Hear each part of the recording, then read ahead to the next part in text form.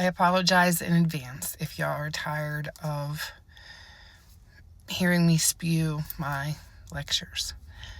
But as an observer, as a silent watcher, I listen or try to listen to all sides, and I form opinions, as does everyone else. Hopefully this discombobulated mindfuck comes to an end soon, but I feel like the message is important. If I told you that I was a billionaire and had my own private island, that I swam across the ocean, not once, but twice, that I've hung out with Jelly Roll face to face, would you believe me? No? Probably not. Or maybe a part of you would hesitate and think, well, what if maybe some of that is true?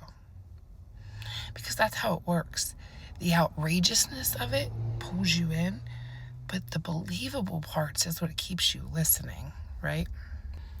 I could tell you that I've built a company from nothing, that I have been through things that have shaped me, broken me, rebuilt me. I could make it sound real, familiar, even relatable. But that's where it gets dangerous, because the closer a lie is to the truth, makes it easier for you to let your guard down. But here's the reality. You don't know me. Not even a little bit. Not at all. Ultimately, all we are is a voice or maybe a message through a phone screen. A collection of words. A curated version. And that makes other people feel safe enough to share parts of themselves, to their stories, their struggles, their secrets. Just because somebody shares something with you first does not mean that you owe them a story in return. You have to start asking yourselves, is this something that I would be okay with being repeated? Or something I would be okay with being altered and twisted and manipulated and used against me? If the answer is no, or you're not real sure, your best option would be to keep it to yourself. Because the fucked up part is, once you tell someone something, it's no longer yours, and you have zero control over where it goes, whose hands it ends up in, or how it's used. And maybe that sounds extreme. Maybe it sounds paranoid.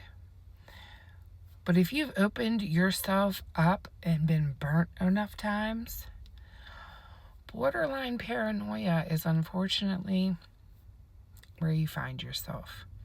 But especially when it comes to the internet, your guard always has to be up, and you have to be extra cautious.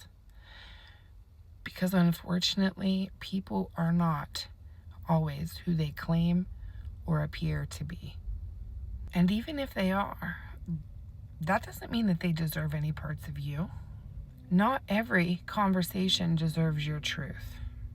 And not every listener deserves your story. Not every person collecting those stories is doing so for the right reasons. So before you open up and become vulnerable, pause.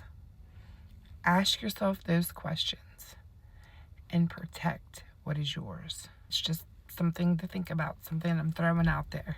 You don't know how a person through the phone interacts with others, how they engage with their children if they have them, how they treat people out in public, how they respond in certain situations, how they behave when things don't go their way.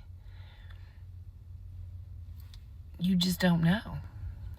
The less we share, the less power others have over us.